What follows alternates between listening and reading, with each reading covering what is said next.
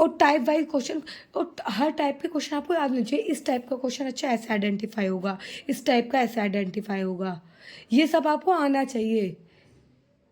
जैसे एक ऑप्शन दे रखा है, जैसे कोई 2500 करके ऑप्शन दे रखा है, और जैसे सपोज कोई ऑप्शन दे रखा है, इस तरीके से ऑप्शन दे रखे हैं, तो 2 जीरो आ रहा है, आपको ऑप्शन देख के पता चल जाना चाहिए अच्छा लास्ट में 2 जीरो आने चाहिए नहीं आने चाहिए।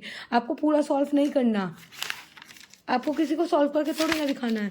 अब नोट्स कैसे बनाए, इस किसी भी चीज़ के नोट्स, ये नोट्स हैं, नोट्स कैसे बनाए। सबसे पहले आपने किसी भी लेक्चर की वीडियो देखी, उसके नोट्स मेकिंग करते चलना है। जैसे सर ने कोई कॉन्सेप्ट समझाया, जैसे मैं कैसे बनाती हूँ अपने नोट्स,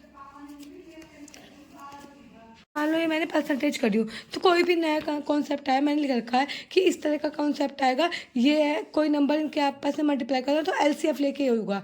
तो ऐसे मैंने सारे सब्जेक्ट, कोई भी न्यू कॉन्सेप्ट आया और इस न्यू कॉन्सेप्ट को करना है इस तरीके से, और मैं इसे डेली रिविजन करती हूँ। सारे न्यू कॉन्सेप्ट लिखे हुए हैं, इस पर कुछ मैंने क्वेश्चन भी लिख दिए थे, हर सारे न्यू कॉन्सेप्ट के टाइप लिखे हुए हैं, और इसे मैं जब भी करती हूँ पूरी एक मेरी कॉपी बन गई, उसे जब भी करती हूँ स्टार्टिंग में करती हूँ, उसे रिविजन करती हूँ।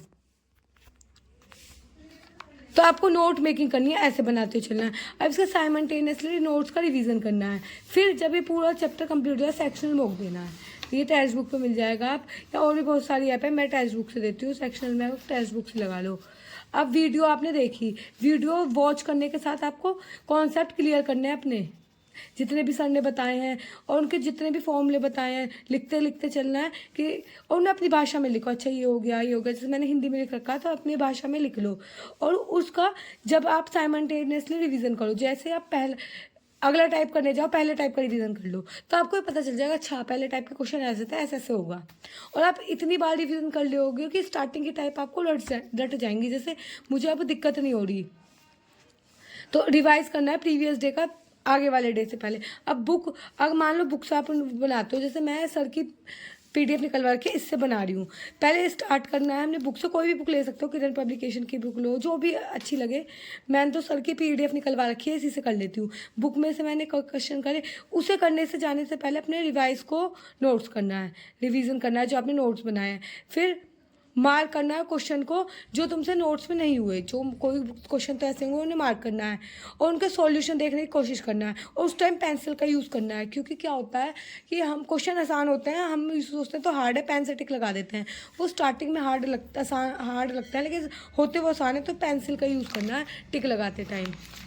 अब चैप्टर वाइज कैसे रिवीजन करना है, तो अगर टेक्स्ट बुक्स आप दे रहे हो, टेक्स्ट बुक से देना है, पहले से ऑप्शन से सॉल्व करने की कोशिश करके देखनी है। और तुम्हें स्किपिंग भी आनी चाहिए कि हाँ हम ये क्वेश्चन हमसे नहीं हो रहा तो क्यों नहीं हो रहा। अपने नोट्स रिवाइज करने हैं, सारी ट्रिक जो है उनको भी रिवाइज करनी है, सारे अपने नोट्स रिवाइज करने, सारी ट्रिक को जब भी जब से मैं भी मॉक टेस्ट लगाती हूँ, कोई भी मॉक टेस्ट सेक्शनल लगा रही हूँ, कभी सारी अपने नोट्स को रिवाइज करती हूँ, उसे याद हो जाता है अच्छा ये वाली ट्रिक में ऐसा क्वेश्चन लगेगा। और उनको भी क्वेश्चनों को भी देखना है जो तुमने बुक में मार्क करे थे, जैसे मैंने बुक में भी कोई क्वेश्चन मार्क करा था, उन्हें भी रिवाइज करना है साथ में। फिर हम मॉक टेस्ट लगाने जाएंगे। अब अगर मॉक टेस्ट में क्या हो गया कि मॉक टेस्ट लगाते टाइम पे आप तुमने मिस्टेक कर दी। अब मिस्टेक भी किस तरह की होती है कि तो कैलकुलेशन की मिस्टेक, सिली मिस्टेक, और कि क्वेश्चन आता तो था तुम्हें लेकिन टफ था, तुम्हें देर लगी। अगर कोई नया फॉर्मूला तुम्हें एक मॉक में पता चला हो तो उसे भी रट लो, क्वेश्चन को लिख लो। मैथ में भी जब हम कंपटीशन का मैथ देते हैं तब रटनी पड़ती हैं चीज़ें कुछ। और कोई नया फॉर्मूला तुम्हें मिला है और वो कई क्वेश्चनों पे लग रहा है, 1 से 10 क्वेश्चनों पे लग रहा है, तो उस फॉर्मूले को भी याद कर लो।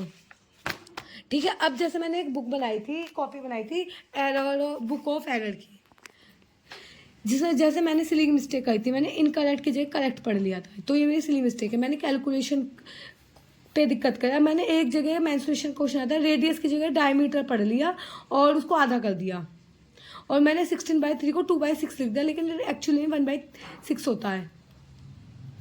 तो ये मैंने डायरी बना रखी छोटी सी, जब मैंने मॉक लगाया था जो जो मेरी गलती हुई वो मैंने इसमें लिख दी, जो जो गलती हुई। अब मुझे याद रहेगा कि अगर मैंने रेडियस वाला क्वेश्चन आया है तो उस पर ध्यान देना है। कैलकुलेशन में इस तरह की कैलकुलेशन में दिक्कत आया, अब मैं रेशो ये तो मैंने याद कर लिया, लेकिन इन पर भी मैं ध्यान दूंगी। इससे क्या होगा, आपको हम एक जैसे क्वेश्चन पे एक जैसी गलतियां करते हैं तो गलती करने के चांसेस कम हो जाएंगे। तो हमें एक बुक और एरर अपनी जरूर बनानी है मॉक टेस्ट देते समय।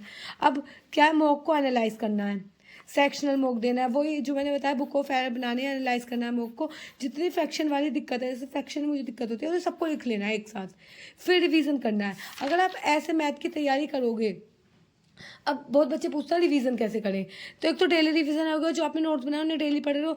अब एक चैप्टर वाइज रिवीजन हो गया, मान लो आपका पूरा चैप्टर कंप्लीट हो गया और आप 2 दिन अपने नोट्स से उस पूरे चैप्टर को पढ़ो, जो जो तुमने नोट्स में लिखा है। फिर जो उसकी ट्रिक है 2 दिन उसके ट्रिक के लिए दो, और अगले 2 दिन बाद उसके मॉक में जो जो गलतियाँ हुई मॉक को लगाओ, वो देखो, फिर टेस्ट लगाओ। तुम्हारा 6 दिन में एक चैप्टर का पूरे का रिवीजन हो गया। फिर जब तुम नेक्स्ट उस पे जाओ, नेक्स्ट चैप्टर पे जाओगे, उसके बाद जब तुम इसका रिवीजन दोबारा करने आओगे, रिवीजन 2 दिन में कंप्लीट हो जाएगा।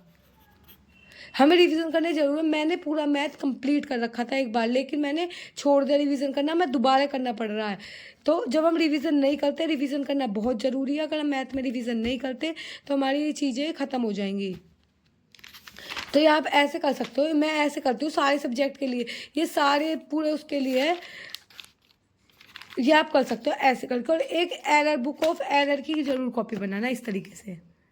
और जो सर कराते हैं, हम क्या करते हैं, अंधों की तरह बस पढ़ते रहते हैं, ऐसे लिखते ही नहीं है। अब मैं क्या है, टाइप वाइज लिखती हूँ कि अच्छा ये टाइप आई, कि सर ने बताया था एक इस तरह का क्वेश्चन है, इस तरह की टाइप आई, मैंने लिख दिया था ये टाइप आई, तो इसमें ये वाली अप्रोच लगेगी। अब मैं इसे रोज़ देख रही हूँ, इस तरह का क्वेश्चन आया वो, क्योंकि वीक। अब एक क्वेश्चन मैं आपको एक एग्जाम्पल बताती हूँ। एक वीडियो में सर ने बताया था 14 रेशो को तुम 14/100 ही छोड़ दो, इसे 7/50 मत लिखो, क्योंकि 7/50 से कैलकुलेशन हार्ड पूछ लिखे। तो मैंने अपनी बात में लिख दिया कि 14/100 को 14/100 ही रहने दो, कैलकुलेशन ईजी पड़ जाएगी। मैंने अपने नोट्स में लिख रखा है, तो जहाँ भी मुझे 14% दिखाई देता है तो मैं लिख देती हूँ।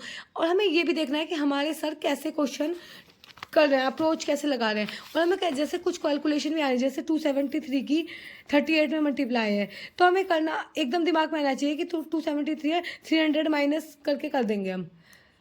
तो एकदम इसे ट्रेडिशनल मेथड से मल्टीप्लाई नहीं करने लग जाओ, हमें इसे 300 मान के फिर ये देखेंगे अच्छा लास्ट में 0 आ रही है। इस तरीके की अप्रोच भी रखनी चाहिए, क्योंकि सारे बच्चे इस तरह की अप्रोच रख रहे हैं। हमें अगर 20 में से 20 स्कोर किए जा सकते हैं, उसके लिए टाइम कम है, क्योंकि अगर मैं DT+B की बात करूँ तो बहुत कम टाइम है। KVS की बात करूँ, KVS में बहुत टाइम है, KVS के लिए नहीं फॉलो करेगा क्योंकि KVS में बहुत टाइम रहता है। लेकिन अगर DT+B के लिए आपको तैयारी करनी है तो आपको इसी अप्रोच को फॉलो करना पड़ेगा। होप सो आप समझ गए होंगे। तो आज की वीडियो में इतने ही। अगर आपको वीडियो पसंद आई है तो वीडियो को लाइक कर देना, चैनल पर नए हैं तो सब्सक्राइब कर देना।